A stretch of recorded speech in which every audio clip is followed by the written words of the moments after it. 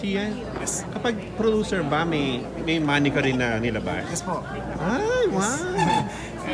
So talagang totoong producer to, may money involved. Yes po. Okay, so paano ka nag-decide na gusto mong... O, drink ka muna. Ay, sige.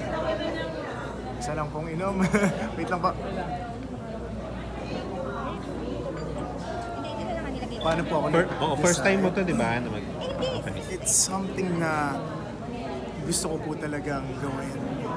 Back nung nagsisimula pa lang ako noong 2009. And ikwento ko na yung passion ko started when I first did my pinakaunang Cinemalaya entry ko. Doon na-bring up kasi yung pagiging isang director at pagiging isang producer. Doon the first time natanong kay Direct Hill. 10 years ago na pala yun. Grabe, tagal So na. after 10 years, director ka na din. So nakakataba lang talaga ng puso na yung pakiramdam talaga na unti-unting natutupad yung pangarap. And nothing beats that feeling. It's something na gusto ko talagang gawin eh.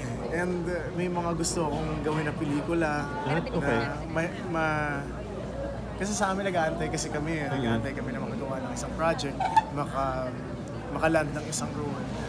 And tanong ko naman yung sarili ko na why not ako Why not start now? Why not start now? Learn from the people na makakabigay ng tulong sa'yo. Like sina Boss Vic, open po sina Boss Vic, sina Direk with his guidance under Blue Art. So simula na to sige na tuwing film mo, meron ka na laging mistake ka na gano'n. Kumbaga, hopefully kung papayagan po syempre ng mga producers din po. And this is also 2019 is also the start to make more movies. Siya, ano reason ba kung ba't ka din lumipat ng management? Kasi gusto mong i-push yung sa production side. Hindi na naman mo magagawa in a way. Hindi naman po dahil it's not because I was with the previous management kaya hindi ko po siya magawa. It's more of maybe may iba na po akong hinahanap na types of projects. Maybe I was also looking for Growth. Yeah, maybe I can say growth na rin po na ano po ba yung mga projects na gagawin ko sa inyo. So yun, I think that played a big part po. No regret. Of course not. Being with Viva and being with Boss Vic, nakakatuwa lang kasi ang daming doors, ang daming opportunities po. And he always asks, tinatanong niya ako kung ano yung vision ko, anong gusto kong mangyari, and ano ba yung magagawa niya para matupad yung mga gusto ko. At dita, I'm sure nababasa mo rin minsan yung mga comments ng mga netizen na, well, sabi niya na parang iba na, o let's say parang nawala na, nung nag-Viva, wala nang teleserye, wala nang mga gano'n. Parang yung impression ng iba na parang compared before, mas na-lessen yung popularity mo. I mean, I think even naman po when I was in with my previous management, madalang na rin naman po akong nakikita sa sa TV eh. I mean, ako naman, I don't think it's the management had anything to do with it. I think it's more of naghihintay lang naman po ako ng projects. And thankfully, yung mga pelikula po eh, pasok po ng pasok at marami po akong nagagawang pelikula. But in terms of TV, naghihintay lang naman po ako. So, happy ka pa rin with TBS? Of course.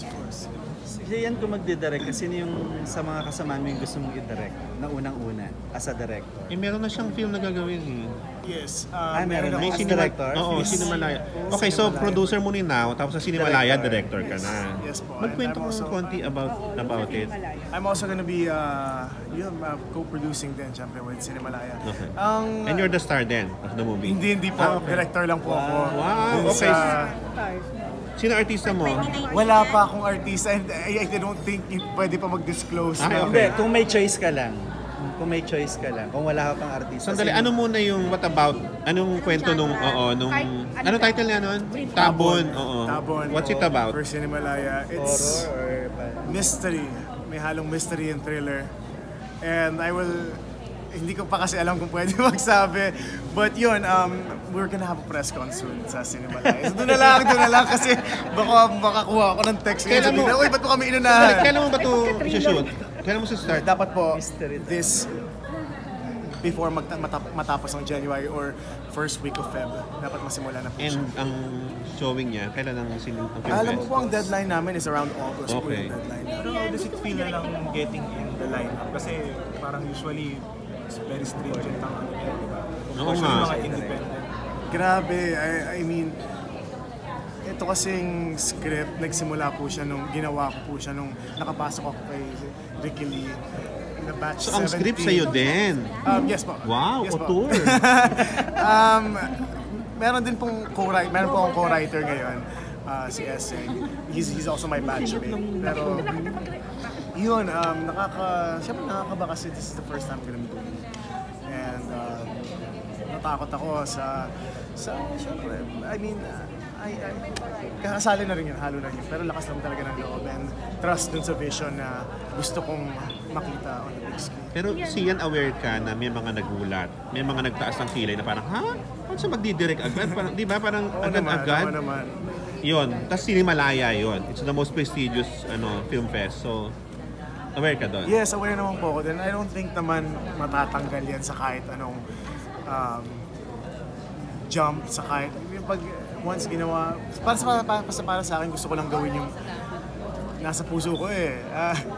Ang cliche pakinggan eh, pero yun po talaga yung matagal ko nang gustong gawin and kailan pa ako magsisimula kung hindi ngayon. At dumaan ka naman sa proseso, napili Yes, yung script mo, di ba? So, yun, hindi naman maiwasan talaga yun, pero masaya naman ako sa ginagawa. Sa tingin mo, kaya mo na mag-direct? Kaya ko. Wow! I mean, Confident! Hindi naman sa confident, pero sino pa mo maniniwala sa akin kung hindi... Kung ako hindi ako naniniwala sa sarili ko, wala na talaga mangyayari. May chance ba na Background mo of directing. May mga past ka na ba? Film directing, film directing na...